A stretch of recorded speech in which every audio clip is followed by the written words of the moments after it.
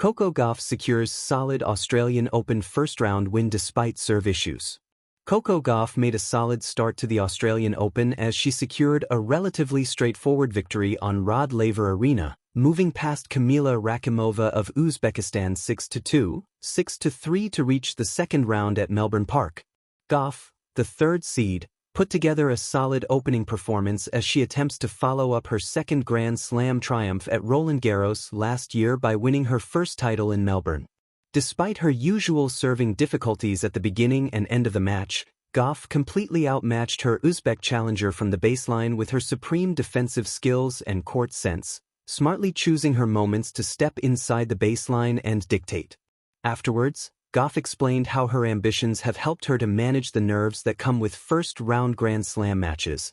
"I have lost in first rounds before and I've always been able to pick it up, so I try not to put so much pressure on myself in the first rounds.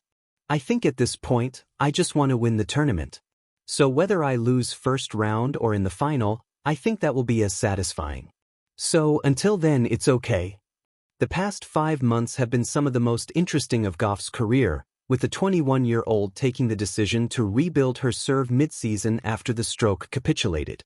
Her service issues reached such a crisis that she opted to split with one of her previous coaches, Matt Daly, and hire the biomechanics specialist Gavin McMillan on the eve of the US Open. She has spent this period remodeling her serve and streamlining the motion. Gauff's first points on Rod Laver Arena this year evidenced the challenge ahead. Her only shot of the one-point slam was a miserable serve dumped into the bottom of the net, immediately eliminating her from the tournament. She then began the match against Rakimova, a Russian-born player who changed nationalities to Uzbekistan this year, by striking 3 double faults in her opening service game. However, Gauff also found a way through that long service game to secure a hold. Between her defensive skills, variation, world-class backhand and much improved forehand, she has ample quality in her game to draw upon even when not every part is clicking. After failing to serve out the match, she bounced back immediately, breaking Rakimova's serve for the 6th time to move on with minimal drama. Gauff will next face the Serb Olga Danilovic, who defeated Venus Williams on Sunday night, in their second-round match on Wednesday. An incredible cell phone. In 1936, John Scott, son of the late Guardian owner and legendary editor C.P. Scott, did something unheard of for a media heir. He gave up his stake for the greater good. After inheriting the newspaper, Scott renounced all financial benefit, bar his salary, in The Guardian, worth £1 million at the time and around £62 million today, and passed ownership over to the newly formed Scott Trust. The trust would evolve to have one key mission: to secure the financial and editorial independence of The Guardian in perpetuity. That means The Guardian can't be bought. Not by private equity, not by a conglomerate, and definitely not by a billionaire looking for a political mouthpiece.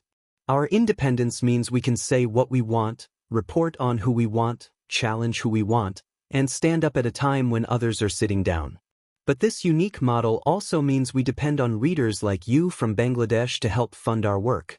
If you would rather the news you read was the result of decisions made by journalists and editors, not shareholders or ultra-wealthy tech bros, then, well, you know what to do.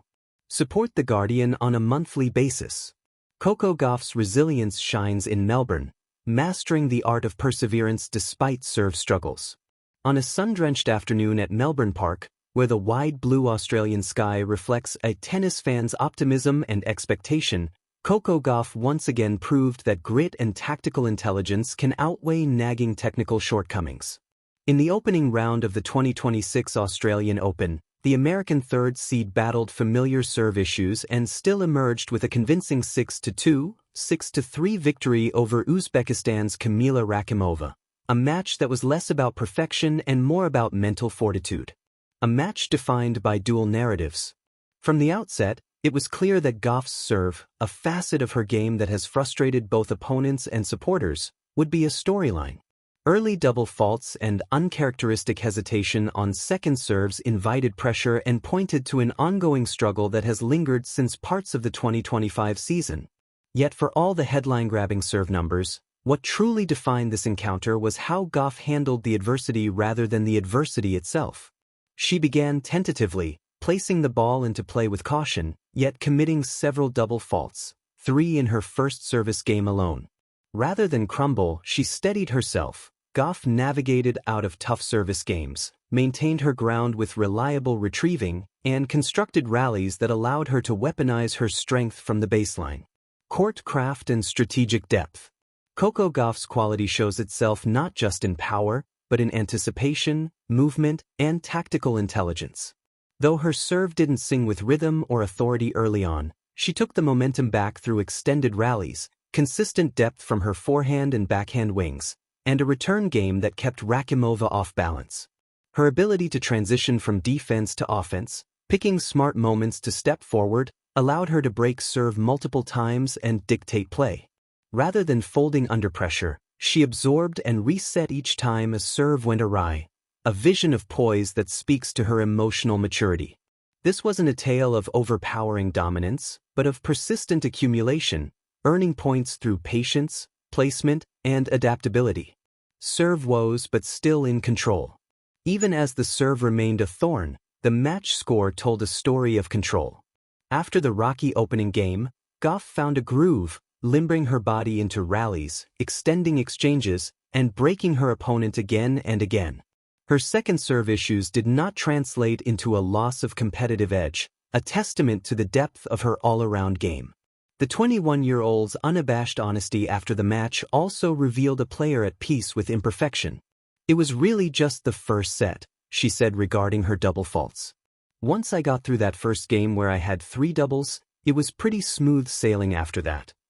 Her reflection captures both self-awareness and confidence, the mindset of someone who understands that adversity can be a temporary detour, not a destination.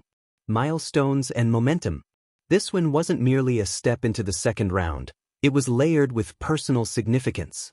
Gauff notched her 250th career match win at WTA level, a milestone that places her among an elite cohort of young players in the modern era, such as Venus and Serena Williams, and Maria Sharapova. Moreover, it marked her 75th Grand Slam match victory, an achievement that symbolizes consistency and elite performance under the brightest lights of tennis.